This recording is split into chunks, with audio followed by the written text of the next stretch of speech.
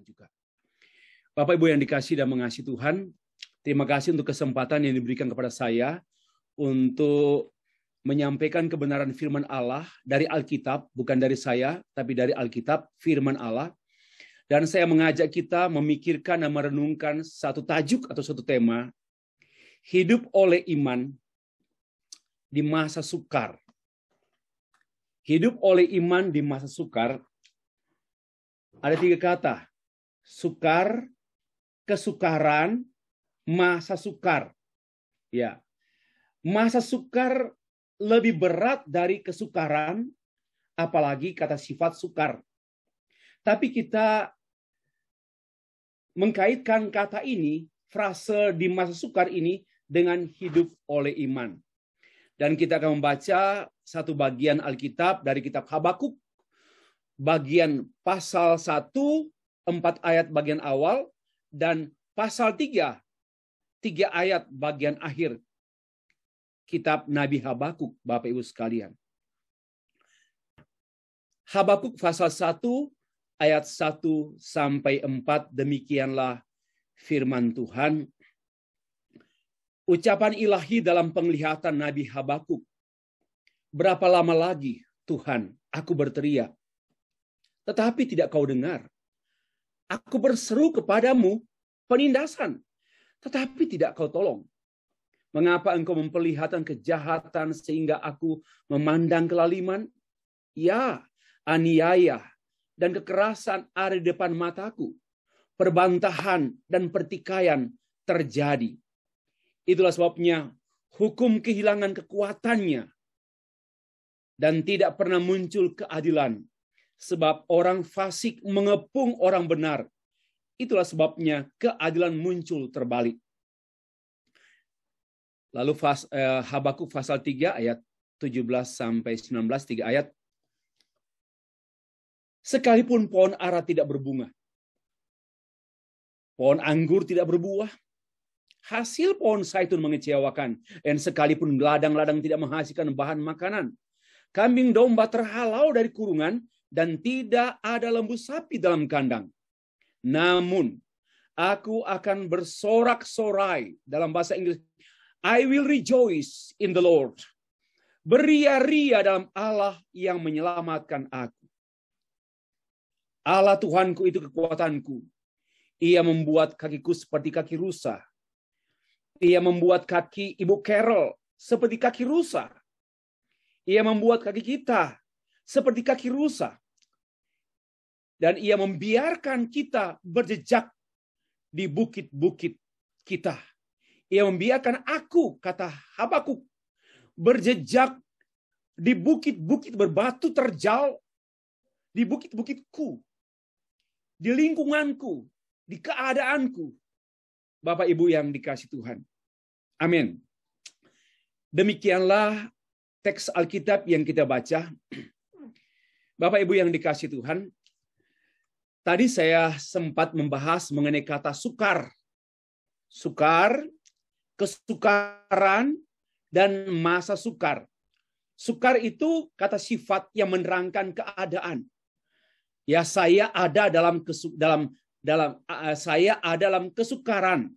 Lalu ada saya ada dalam masa sukar. Menurut saya, Bapak Ibu, masa sukar itu lebih berat daripada kesukaran. Karena itu menyangkut satu keadaan di mana tidak seorang pun mau dalam kondisi masa sukar. Orang berkata pandemic times yang sudah berlangsung sudah berlangsung 2 tahun ini, ya sejak Februari 2 tahun yang lalu, ada disebut masa sukar. Oke, mungkin dunia mengatakan demikian, itu masa sukar. Tetapi hasil riset mengungkapkan masa sukar yang dialami itu lebih banyak berkenaan dengan ditinggalkannya seseorang karena kematian pasangan. Itu masa sukar yang paling berat. Saya tidak mau Ibu Carol tenggelam dalam kesedihan dan kedukaan, dalam keadaan duka. Tetapi saya harus mengatakan jujur, riset mengatakan bahwa masa sukar yang paling berat dialami oleh manusia, yaitu tatkala dia ditinggalkan oleh pasangannya. Apalagi memasuki tahun ke-20 pernikahan, masa waktu pernikahan. Dan makin lama usia pernikahan, dan tatkala salah satu di antaranya dipanggil Tuhan mendahului, maka masa sukar akan dialami oleh yang ditinggalkan. Ini tidak bisa dipungkiri. Masa sukar itu masa yang berat, masa yang tidak menentu, berkepanjangan, Bapak Ibu. Mengapa disebut masa sukar? Berkepanjangan. Duka itu berkepanjangan. Walaupun berkepanjangan, kita tidak dikuasai oleh duka, tetapi kenyataannya kita dalam duka berkepanjangan. Ya, Bapak Ibu.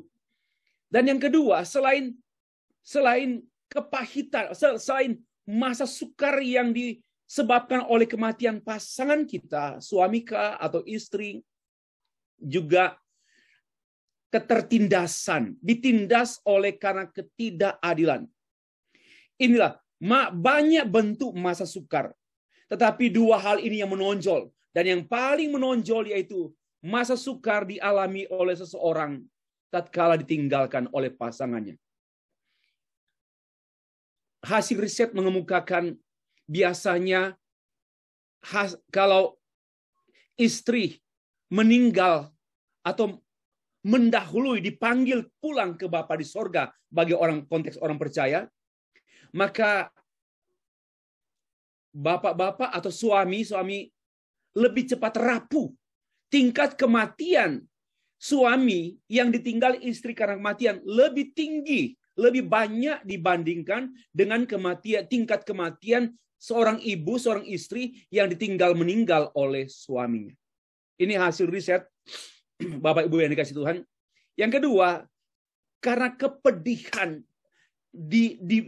ditindas. Entah dalam hal bisnis, dalam kekeluargaan, ditindas. Maka inilah kondisi yang mengungkapkan mengenai masa sukar. Bapak Ibu yang dikasih Tuhan. Hidup pada masa sukar ini, saya mau mengatakan demikian. Tidak cukup hanya dengan melihat. Kata melihat di sini, saya bisa artikan dengan pengertian is not enough. Ya, nggak cukup dengan perhitungan, saya punya perhitungan. Saya punya potensi. Saya punya modal. Saya punya keuntungan. Tidak cukup untuk survive dalam masa sukar. Saya dokter. Saya orang sehat. Saya punya kekayaan. Sekalipun orang tua saya meninggalkan saya masih punya harta warisan. Saya mengatakan semua itu tidak cukup. Ya, pada masa sukar tidak ada satu kecukupan. Tidak ada satu kekuatan untuk mengungkapkan cukup. Nah, kita bisa bertahan hidup pada masa sukar. No. Bapak Ibu. Melainkan yang utama, yaitu hidup oleh percaya. Itulah bagi saya hidup oleh percaya. Tidak cukup kalau hidup dengan melihat. Tetapi kata melihat ini bisa pengertian tadi saya sudah jelaskan, bisa dalam pengertian tidak cukup your understanding. Ya, pengertianmu nggak cukup, knowledge-mu nggak cukup. Ya, penghasilanmu pun not enough. Apapun yang ada pada kita, Bapak Ibu, tidak cukup untuk membuat kita bisa bertahan dan survive, bahkan berbuah di tengah-tengah masa sukar, tidak ada. Kecuali tidak hanya berhenti pada I live by my sight, but also the most important, yang paling penting, I live by my faith. Aku hidup oleh imanku. Baru bisa kemudian, karena aku hidup oleh imanku, maka aku melihat. Ya, karena aku melihat dengan imanku. Pengertianku hidup karena imanku. Ya, potensiku hidup karena imanku. Modalku hidup karena imanku. Tapi tanpa iman, semua Yang nampak di kasat mata kelebihan-kelebihan itu not enough, not sufficient. Tidak cukup, Bapak Ibu sekalian. Firman Allah tertulis demikian. Sebab hidup, sebab hidup kami ini adalah hidup karena percaya, bukan karena melihat. Hidup karena percaya, bukan karena melihat. Jadi memang kalau hanya melihat dengan pengertian, dengan pengetahuan, dengan pengalaman, dengan modal, semua itu tidak cukup. Tetapi hanya dengan percaya. 2 Korintus pasal yang ke-5 ayat yang ke-7. Hidup karena percaya. Bapak Ibu, khususnya Ibu Carol, suami telah dipanggil Tuhan mendahului kita semua. Mari kita melanjutkan hidup ya dengan percaya. Bapak Ibu yang dikasih Tuhan. Kita memperhatikan pengantar teks. Habakuk, kitab Habakuk adalah kitab dialogis. Kitab dialog. Di mana Nabi Habakuk berdialog dengan Allah. Dari pasal 1 sampai pasal 3, semua mengungkapkan hubungan dialogis antara Allah dengan Habakuk. Ini hubungan personal, hubungan pribadi yang diungkapkan dalam bentuk percakapan. Habakuk berkeluh kesah. Lalu Allah menjawab Habakuk. Kemudian Habakuk terus berkeluh kesah. Dan Allah menjawab keluh kesah Habakuk. Mari perhatikan. Pasal 1 ayat 2 sampai 4. Keluhan Nabi Habakuk. Sangat sedih. Tertekan. Pedih rasanya. Karena dia melihat penindasan. Saya mengatakan tadi di bagian awal bahwa ada 2 masa sukar dan kepedihan. Kalau perih masih bisa lupa. Kepedihan itu adalah sengsara tingkat tinggi. Kepedihan menguasai seluruh eksistensi pribadi seorang. Tidak hanya sakit fisikal, tapi jiwa tertekan. Sampai hampir hilang pegangan. Dan sampai nggak mau semangat hidup, tidak ada lagi semangat hidup. Pudar nyalanya. Nyalanya pudar maksud saya. Tidak ada lagi energi untuk melangkah selangkah pun ke depan. Bapak Ibu, kenapa? Karena memang masa sukar. Dan Nabi Habakuk menyampaikan keluhan-keluhannya. Kenapa? Karena penindasan. Ya, lalu ketidakadilan. Sehingga diungkapkan hukum hilang kekuatannya.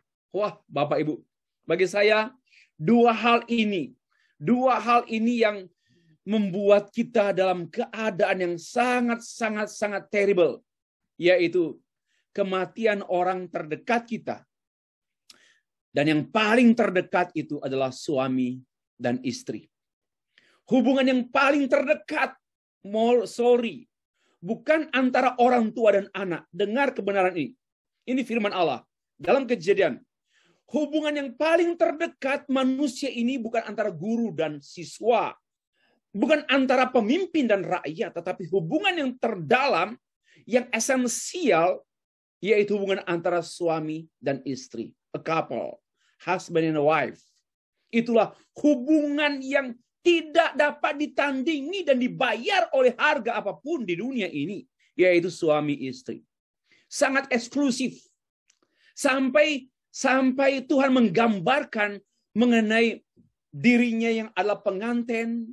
Itu karena memang hubungan suami istri itu sangat dalam. Yang tak dapat diganti oleh hubungan apapun. Manapun. Siapapun. Dimanapun. Kapanpun. Bapak Ibu yang dikasihi dan mengasihi Tuhan.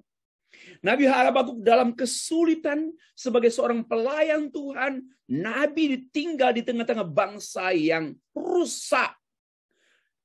Tiap-tiap hari dia melihat penindasan dan orang-orang yang jahat berkuasa, orang-orang benar tak berdaya. Bapak Ibu, Dan Tuhan menjawab dia. Dalam pasal 1 ayat 5 sampai 11. Tuhan kemudian menyatakan hukuman Allah kepada umat yang hidup dalam menindas, membangkitkan bangsa Kasdim atau Babel. Pasal 1 ayat 5 sampai 11. Allah menghukum Babel. Allah menghukum bangsa Kasdim. Bapak Ibu yang dikasih. Lalu kemudian Habakuk kembali berkeluh kesah. Keluhan Nabi Habakuk dalam pasal 1 ayat 12 sampai 17. Kenapa bahasanya demikian? Oke Tuhan, memang saya senang Engkau menyatakan hukuman-Mu kepada penindas-penindas di dalam umat Yehuda, umat Allah. Tetapi jangan pakai dong bangsa Babel, jangan pakai dong Kasdim. Memang betul Israel jahat, tapi jangan pakai orang yang lebih jahat lagi. Sampai diungkapkan dalam ayat 13. Engkau berdiam diri apabila orang fasik menelan orang yang lebih benar dari dia. Coba ayat 13. Orang fasik itu Babel, ya Kasdim, yang menelan orang yang lebih benar dari dia. Siapa itu? Yaitu Israel, ya Yehuda, umat Allah. Umat Allah memang di dalamnya bobrok, penindasan, hukum lawless, hukum tak berbicara, chaos seperti itu. Tetapi Habakuk protes. Tuhan, jangan dong hukum dengan menggunakan orang yang lebih jahat. Maka semakin tertekanlah hidup, tertekanlah batin, jiwa, perasaan, fisiknya Habakuk, Bapak Ibu sekalian. Jawab Tuhan. Dalam pasal 2 ayat 1 sampai 20 ini dialog ya. Tuhan dengan Nabi. Dalam ayat pasal 2 ayat 1 sampai 20, Tuhan kemudian menghukum Babel yang dia pakai menghukum umat Allah. Agak lega. Ini akhirnya ternyata juga Babel juga dihukum oleh Tuhan. Babel yang dipakai Tuhan untuk menghukum umat Allah ternyata kemudian dihukum juga oleh Tuhan. Agak lega Habakuk ini. Bapak Ibu yang dikasih mengasihi, ini dialog. Ya, dialog dalam masa sukar seorang nabi. Ya, tinggal di tengah-tengah bangsa yang syarat dengan kejahatan. Nah, lalu selanjutnya kita perhatikan tanggapan pasal 3 ayat 1 sampai 16, tanggapan daripada Nabi Habakuk. Akhirnya dia mengatakan kedaulatan Allah. Setelah berdialog demikian bagus loh Bapak Ibu, mari kita berdialog dengan Tuhan. Hasil dialog itu menghasilkan pengakuan tentang kebesaran Tuhan, kedaulatan Tuhan. Ya, coba perhatikan Bapak Ibu dalam pasal 3 Habakuk. Mulailah dia mengungkapkan mengenai kedaulatan Tuhan. Coba dalam ayat 2, Tuhan telah kudengar kabar tentang Engkau dan pekerjaanmu ya Tuhan. Kutakuti. Hidupkanlah itu di dalam lintasan tahun. Nyatakanlah itu dalam lintasan tahun dan dalam murka ingatlah akan kasih sayang. Dalam ayat-ayat selanjutnya, dia mengungkap tentang kekuatan Tuhan atas alam semesta, sungai-sungai. Kemudian dia mengizinkan penyakit sampar dan ayat 5 dan abad demi abad berganti. Alat mengontrol segala sesuatu. Ayat 6. Dan seterusnya. Bapak Ibu, mengungkapkan akhirnya Habakuk mengakui kedaulatan Tuhan. Padahal dia komplain dulu. Why Lord? Berapa lama lagi Tuhan? Nah, tapi kemudian Tuhan menjawab dia. Dan Habakuk mendapat jawaban Tuhan. Saya berdoa, Ibu Carol mendapat jawaban Tuhan pada masa sukar ini. Dan kita juga semua mendapat jawaban Tuhan pada masa sukar ini. Respon dari Habakuk dengan kedaulatan Allah, the greatness of kebesaran Allah, dia berkata, sikap takut dan gentarlah hatiku. Wow. Ayat 16. Dalam ayat 2 itu takut sama dan gentarlah hatiku. Habakuk mengawali dan mengakhiri satu pengakuan tentang kedaulatan Allah membuat hatinya gentar. Mari kita melihat segala sesuatu dengan rasa gentar kepada Allah. Termasuk COVID-19 yang berlangsung dalam 2 tahun lebih ini. Kita ada satu message yang Tuhan sampaikan. Sejak pertama kali saya pikirkan pada bulan Maret 2 tahun yang lalu. Ya, hampir 1 tahun yang lalu lah. 1 tahun, ya 10 bulan. Tuhan punya maksud dan Tuhan punya cara. Yang paling utama, dia mau hati kita gentar kepada dia. Bapak Ibu, bukan gentar terhadap COVID-19 virus.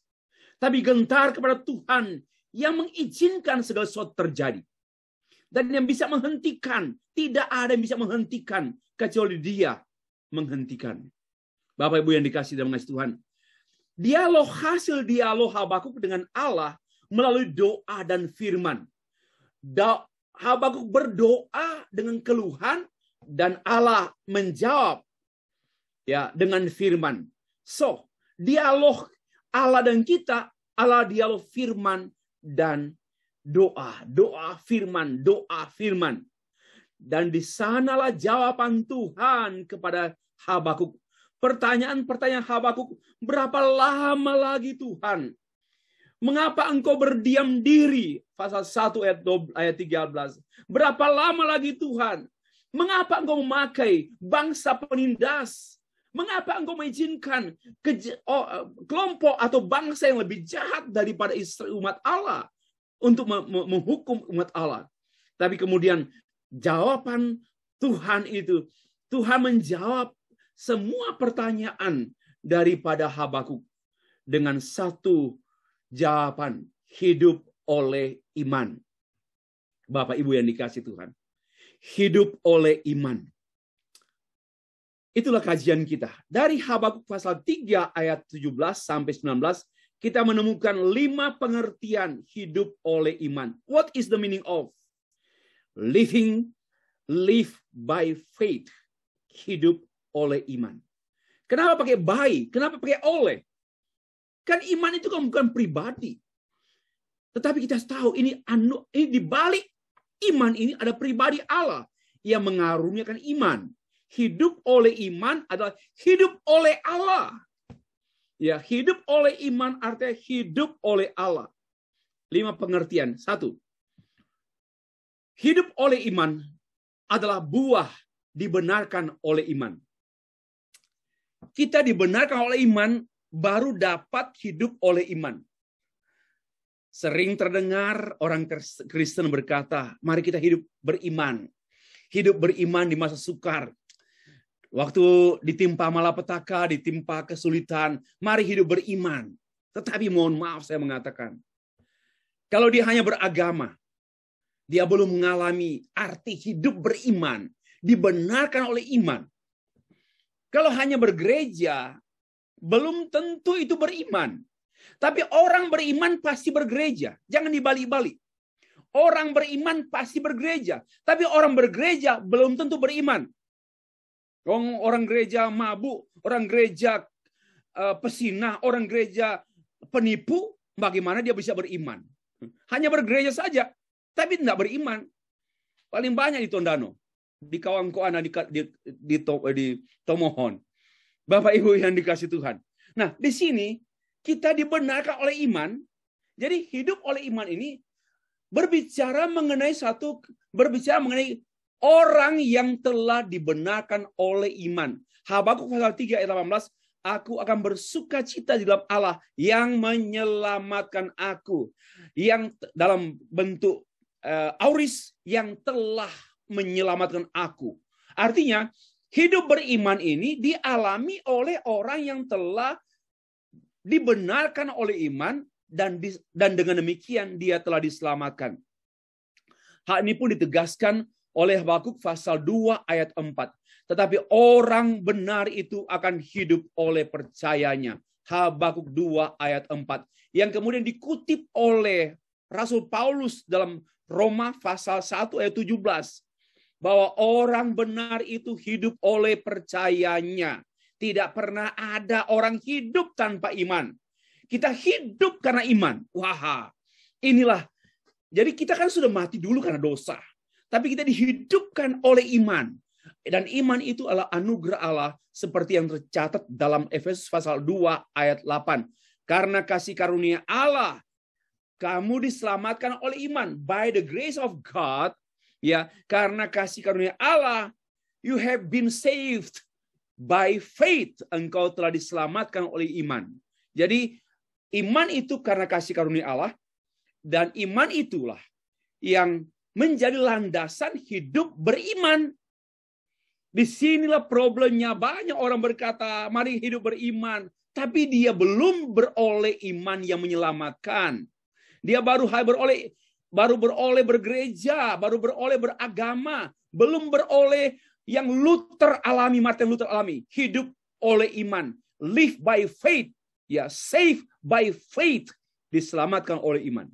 Dan barulah kita melangkah beriman day by day. Bapak Ibu, yang kedua, hidup oleh iman adalah iman yang tanpa syarat. Iman yang unconditional.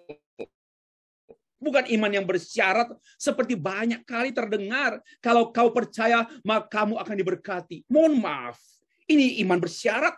Ya, kalau kamu memberi persembahan, memberi perpuluhan, maka usahamu akan diberkati. Ini iman konyol. Bukan iman ini. Itu iman yang betul-betul palsu. Dan sedihnya bertaburan khotbah-khotbah palsu yang disukai oleh jemaat palsu. Bapak Ibu.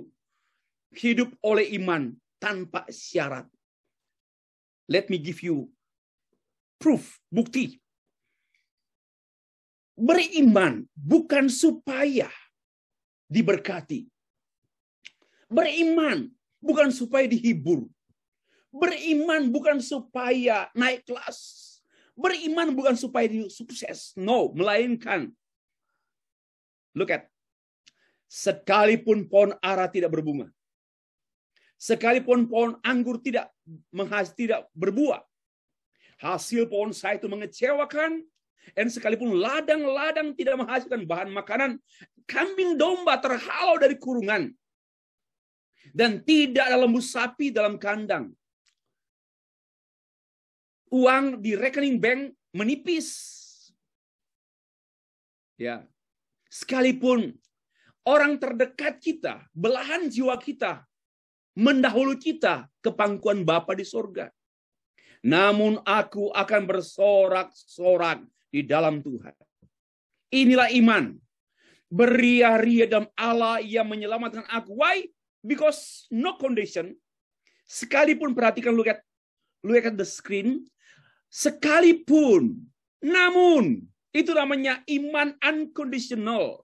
Iman tanpa syarat, Bapak Ibu sekalian. Sekalipun orang yang kita cintai, Bapak Arlo. Saya banyak mimpi dengan dia, ya, tetapi Tuhan sudah menjawab mimpi yang sempurna. Sekalipun dia mendahului kita, namun aku akan apa? Ya, nanti saya jelaskan ini artinya. Apa artinya namun aku akan bersorak-sorai? Apa artinya? Bapak Ibu, tapi saya mau terangkan bahwa inilah yang namanya hidup oleh iman tanpa syarat. Bapak Ibu, kalau dalam konteks suami istri, biasanya pasangan muda itu masih banyak syarat. I love you because you love me first. I give you because I receive something from you first. Itu banyak syarat, Bapak Ibu. Tapi makin dewasa pernikahan kita, makin hampir tidak ada syarat lagi. I love you. Why? Yeah, I have only one word for you. Love. No reason. I have no any more reason. Saya nggak punya lagi alasan untuk mengasihi engkau. Why? Because it's enough for me. Reason. I love you. Ya, I gave my life. Saya memberikan hidup saya pada pertama kali kita menikah.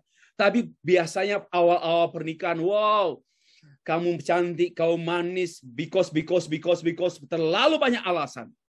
Dan inilah gambarannya juga bahwa dengan Tuhan, kalau orang Kristen masih banyak alasan, saya mau melayani Tuhan supaya, saya mau memberi persembahan supaya, masih banyak alasan, mohon maaf.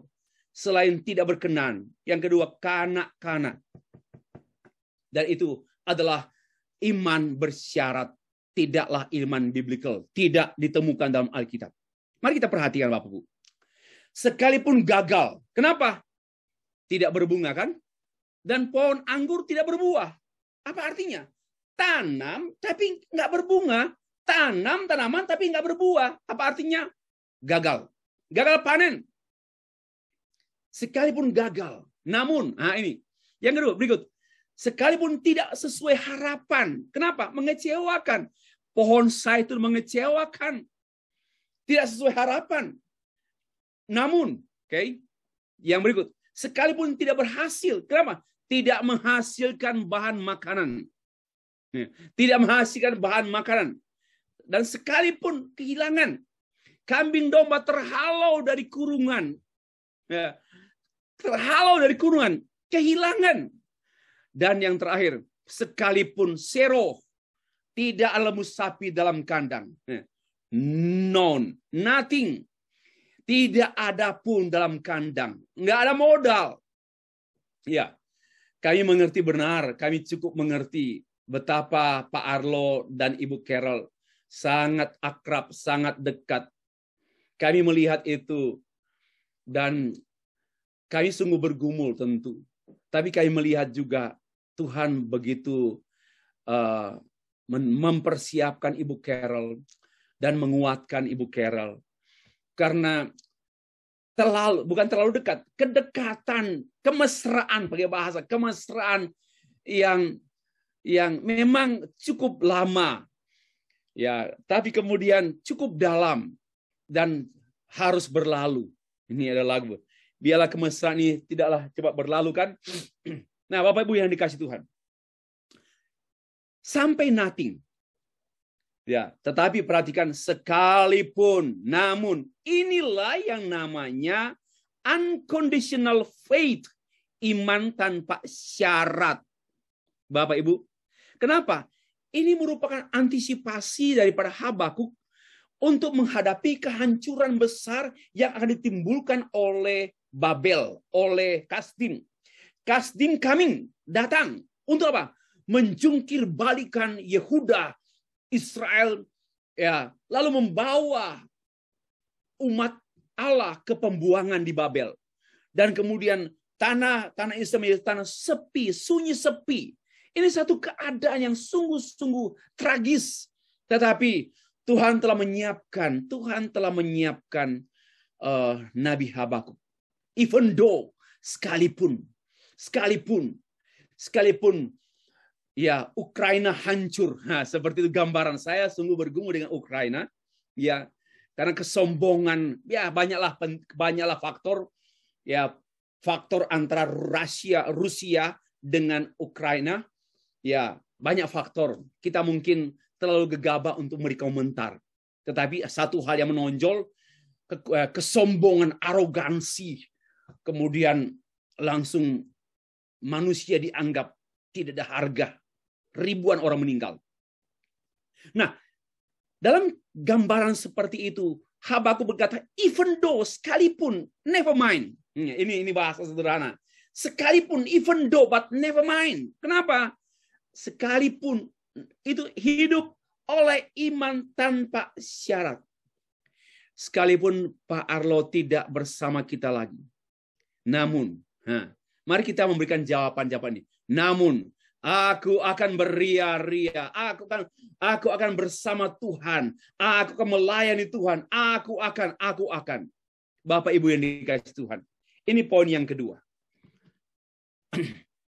Berkenaan dengan itu, ada satu lagu yang kita pernah tahu. Dan saya pikir lagu ini sesuai dengan unconditional faith, iman tanpa syarat. Sekalipun aku dalam lembah kelam, ku tak takut sebab kau besertaku. Sekalipun badai topan datang menerpa, ku tak gentar sebab kau di sisiku. Sekalipun Pak Arlo tidak ada lagi di sisi kita, di sisi Ibu Carol, tapi Tuhan di sisiku, Tuhan di sisi Ibu Carol. Itulah jaminan dari dari Tuhan. Lalu aku percaya. Itu saja, aku percaya. Aku percaya berkat-Mu atasku melimpah. Kebajikan-Mu, kemurahan-Mu selalu mengikuti aku. Kupuji Kau, kusembah Kau Tuhan. Itulah respon daripada pemuji ini. Ya. Sekalipun aku percaya. Dan seterusnya akhirnya muncul komitmen. Kusembah Kau Tuhan. Kupuji, mengikut, kupuji, kusembah Kau. Ada komitmen. Setelah Pak Arlo pergi, mari ada komitmen dengan Tuhan. Bapak Ibu yang dikasih dan mengasihi Tuhan. Aku percaya, mari kita jadikan kalimat ini, frase ini menjadi frase kita tiap-tiap hari. Sekalipun lots of problems, we are facing banyak problem, banyak masalah. Even kita dalam kesukaran besar.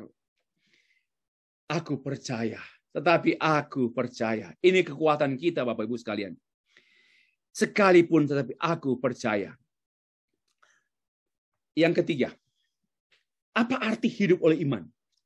Hidup oleh iman adalah hidup menikmati Tuhan dalam kesukaran. Itulah iman.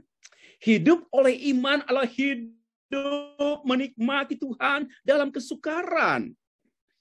Kita baca teksnya ayat yang ke-18. Namun aku akan bersorak-sorai dalam Tuhan. Beria-ria dalam Tuhan. Mari kita perhatikan apa artinya. Kata namun ini. Namun yang saya sempat bahas tadi. Namun aku. Ini kontras. Ini namanya kontras. Tetapi bukan antagonis. Melainkan paradoks. Ini cara pandang Tuhan. Sekalipun Babel datang membumi hanguskan Yehuda. Ya, sekalipun pohon ara tak berbunga. Sekalipun kambing domba terhalau. Sekalipun orang terdekat kita, terkasih kita, mendahului kita pergi meninggalkan kita selama-lamanya. Namun, mari kita berkata, namun, Bapak Ibu yang dikasih Tuhan, ini cara pandang orang Kristen. Yang melampaui pertimbangan. Melampaui apa yang saya lihat. Ya, hidup tidak sejauh yang kita lihat. Tapi hidup itu sesuai dengan apa yang kita imani. Sekali ini paradoks berpikir. Ya, hidup oleh iman adalah hidup paradoks. Yaitu hidup menikmati Tuhan dalam masa sukar, Bapak Ibu. Perhatikan. Kata iman, aku akan bersorak-sorai. I will rejoice in the Lord. Apa artinya? Aku akan menikmati Tuhan pada masa sukar. Aku tidak menikmati kesukaran. Listen to me one more time. Aku tidak menikmati kesukaranku, tapi aku menikmati Tuhanku di masa sukarku. Aku tidak menikmati kesendirianku. Aku tidak menikmati kekuranganku. Aku tidak menikmati penyakitku. Aku tidak menikmati kesulitanku, tetapi aku menikmati Allah, menikmati Tuhanku pada masa sukar. Bapak Ibu, ini pesan Tuhan untuk kita. Mari menikmati Tuhan pada masa kesendirian kita. Mari menikmati Tuhan pada masa kesukaran kita.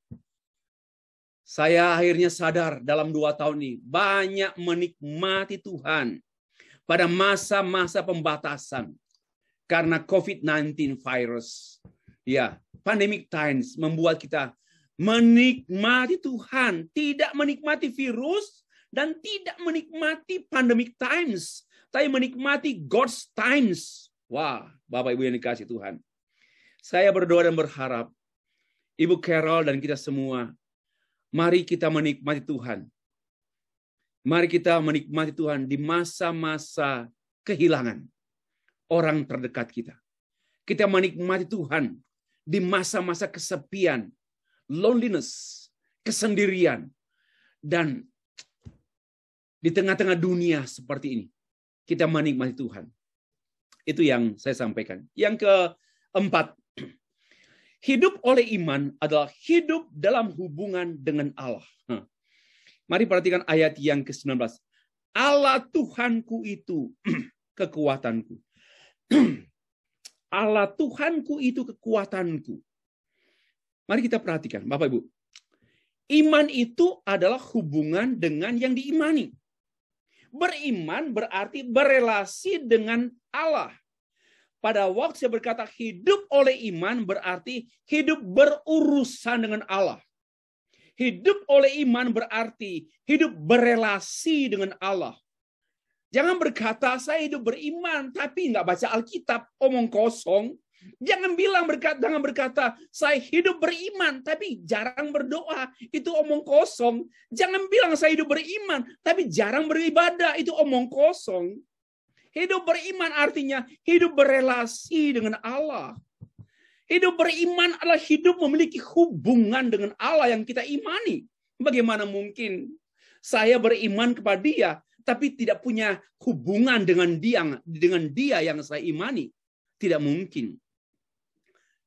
Anak-anak saya percaya saya dalam konteks hubungan. Saya nggak bisa percaya orang yang saya tidak kenal. Saya tidak mungkin percaya orang yang saya tidak kenal. Ya. Dan saya berkata, I trust in you because I know who are you.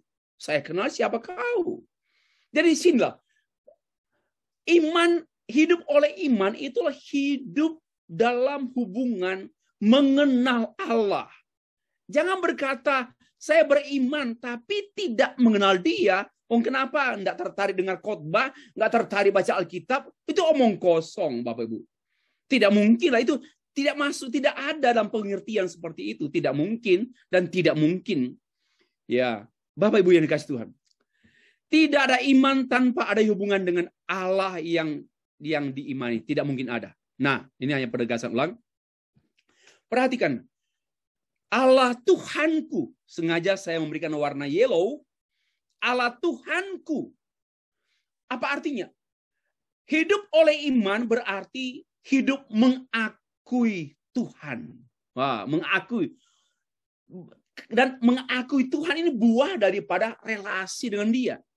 Mengakui Tuhan, Tuhanku. Wah, menarik sekali Bapak Ibu. Allah Tuhan Stefri, Allah Tuhan John, Allah Tuhanku, Allah Tuhanku. Ini mengakui ketuhanan Allah dalam relasinya dengan aku. Wow, ketuhanannya Allah dalam relasi dengan aku. Dan sekaligus menegaskan Tuhan itu kepunyaanku. Inilah iman. Iman itu berkata, Tuhan itu kepunyaanku. Allah Tuhanku. God my Lord. Allah Tuhanku. Wah, inilah iman. Hidup oleh iman adalah hidup oleh mengakui ketuhanan Allah kita dan mengakui kepunyaan bahwa Allah itu kepunyaanku. Wow, saya sungguh-sungguh dikuatkan dan semakin memiliki energi untuk hidup beriman. Not because of me, but because of Him, yaitu Tuhanku. Ibu Carol, mari berkata, Allah Tuhanku. Mengakui, mari semua kita. Allah Tuhanku, jadi bukan Tuhan pendetaku, bukan Tuhan mamaku, papaku, Tuhanku. Bukan Tuhan keluargaku lagi, tapi Tuhan my personal God, Allah pribadiku. Bapak Ibu. Nah, lalu Allah yang sama, Allah yang kekuatanku. Di sinilah iman, hidup oleh iman adalah hidup mengandalkan Tuhan. He is my strength. He is my strength. Dia kekuatanku. Itu dikaitkan dengan Mazmur pasal 18 ayat 33.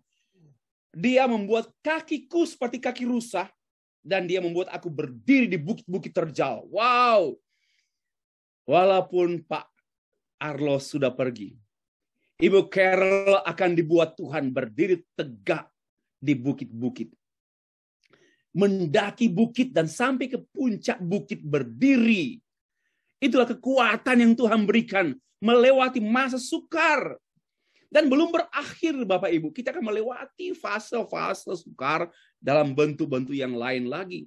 Hidup oleh iman adalah hidup dalam hubungan dengan Allah, mengakui Allah, Allah kepunyaanku, Allah kekuatanku, He is my strength. I'm a weak, saya lemah, but I have strength. Saya lemah, tapi saya mempunyai kekuatan. He is my God, Dia Allahku. Wah, inilah iman. Ya, inilah iman. The last point, Bapak Ibu. Yang kelima, terakhir. Beriman kepada pemeliharaan Allah dalam kesukaran. Bapak Ibu, teks yang ada dalam Habakuk tertulis demikian. Ia membuat kakiku seperti kaki rusa. Ia membiarkan aku berjejak di bukit-bukitku. Ia membuat. Oh, Tuhan membuat kakiku seperti kaki rusa. Kaki rusa itu kaki yang kuat. Dan rusa itu ke bukit-bukit terjal berbatu dan tebing-tebing. Wah, memang orang percaya memang harus melewati tebing. Bukan hanya padang rumput, Bapak Ibu. Satu sisi, jangan hanya ekstrim. Jangan ekstrim teologi kemakmuran. Itu teologi setan-setan. Yaitu semua padang rumput, padang rumput. Satu sisi itu betul, ada padang rumput. Tapi sisi lain juga, kita memang ada di bukit terjal berbatu. Dan tetapi Tuhan membuat kaki kita, kaki seperti kaki rusa. Yang kuat mendaki bukit sampai ke puncak bukit dan berdiri tegak di sana. Wah, inilah orang beriman karena pemeliharaan providensi Allah dalam kesukaran. Dan nampaknya justru providen pemeliharaan Allah itu pasti erat kaitannya dengan kesukaran. Hampir sulit menemukan pemeliharaan Tuhan tanpa kesukaran. Hampir sulit. Saya mencari. Tentu ada padang rumput. Imbang kok. Tuhan itu balance. Tuhan tidak ekstrim. Dan Tuhan tidak mau orang Kristen ekstrim. Hanya kesukaran juga ya. Keliru juga. Jangan juga hanya kesukaran terus. Jangan juga hanya padang rumput terus. Harus semuanya ada padang rumput. Tapi walaupun di padang rumput tidak lupa Tuhan. Di bukit berterjal, berbatu, andalkan Tuhan. Wah, Bapak Ibu, inilah artinya Tuhan menguatkan. Tuhan tidak memanjakan orang-orang beriman. Dan Tuhan tidak membiarkan Tuhan membiarkan aku. Ya, karena Dia tidak mau membuat kita manja. Dia membiarkan kaki kita berjejak di bukit-bukit terjal, berbatu, terjal curam, sangat berbahaya. Ada kalanya Tuhan izinkan kita berada di tengah-tengah keadaan tempat yang sangat berbahaya. Bukan cari bahaya. Kita tidak cari bahaya. Tapi sometimes Tuhan allows, Tuhan izinkan kita ada dalam kondisi berbahaya. Tetapi di sana Tuhan kuatkan kaki kita. Dan Dia menyertai kita. Dan Dia membuat kita berdiri tegak di atas bukit berbatu. Bapak Ibu yang dikasihi Tuhan. Tuhan membuat kita semakin kuat melalui kesukaran. Ya, Tuhan membuat kita semakin kuat dalam kesukaran. Tapi jangan begini ya, tolong oleh kita. Kesukaran itu membuat saya kuat. Itu humanis banget. Kesukaran membuat saya kuat. Itu psikologi, new psychology. Banyak ini para ahli-ahli yang motivator berkata, kesukaranlah yang membuat engkau kuat. Iya, manusiawi. Tapi sebenarnya Tuhanlah yang membuat saya kuat di dalam dan melalui kesukaran. Itu penting supaya punya makna. Kalau hanya berkata bahwa kesukaran yang membuat aku kuat, natural saja, biasa. Anjing pun tambah hebat karena dia melewati kesukaran. Coba lihat binatang-binatang kan. Coba binatang kalau dia hanya tidur terus. Hanya tidur, tidak bertarung. Binatang yang tidak bertarung itu loyo, binatang gampangan. Ya. Dan memang normal, makin banyak bertarung, makin kuat. Jadi jangan bilang, kesukaran itulah yang membuat kita kuat. Salah, memalukan, dan tak benar tuh. Yang benar itu Tuhanlah yang menguatkan kita dalam kesukaran. Tuhan menggunakan kesukaran untuk membuat kita menjadi anak-anak yang tajam, anak-anak yang berkualitas. Akhirnya, Bapak Ibu, saya mengajak kita membaca satu puisi, satu doa dari seorang unknown soldiers di Amerika. Mungkin perang antara selatan dan utara. Ada seorang tentara menulis satu syair doa. Ya, demikian. Menarik. Ini sangat kaya dengan pengertian yang sesuai dengan Alkitab. Demikian, doanya demikian. Saya minta kekuatan. I ask for strength. Saya minta kekuatan supaya aku bisa mencapai. Boleh mencapai apalah, sukseskah seperti itu. Lalu jawaban itu aja, saya dibuat lemah supaya aku belajar rendah hati untuk taat. Saya meminta kesehatan supaya aku bisa melakukan hal-hal yang besar. Yang lebih besar.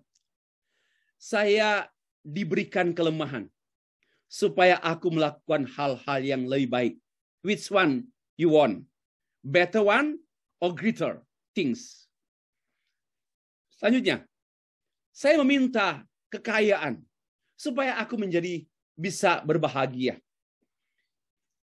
Aku diberikan kemiskinan supaya aku menjadi bijaksana, orang yang bijak. Aku minta kuasa supaya aku mendapat pujian dari manusia karena prestasi kan. Aku diberikan kelemahan supaya aku merasa memerlukan Allah. So I might feel the needs of God. Saya memiliki perasaan perlu Tuhan. Saya minta segala sesuatu supaya saya bisa menikmati kehidupan. Saya diberikan kehidupan supaya saya menikmati segala sesuatu. Next. I got nothing. Saya nggak mendapat apa-apa yang saya minta. Tetapi segala sesuatu saya harapkan. Wow. Yang saya minta nggak didapat, nggak diperoleh. Tapi saya memperoleh pengharapan. Lalu apa kuncinya? Almost, hampir putus asa diriku. Doa-doa yang tak terucapkan.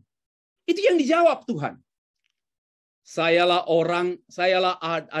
seorang yang ada di antara orang-orang yang paling diberkati dengan limpahnya. Bapak Ibu yang dikasihi Tuhan. Inilah hidup oleh iman. Tidak oleh keinginan kita. Tidak oleh ekspektasi kita. Tapi hidup oleh iman. Hidup sesuai dengan kehendak Tuhan. Kesimpulan, penutup.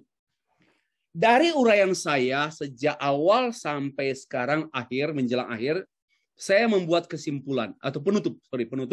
Dan penutup ini saya membuat satu rumusan what is the meaning of? Apa itu hidup beriman?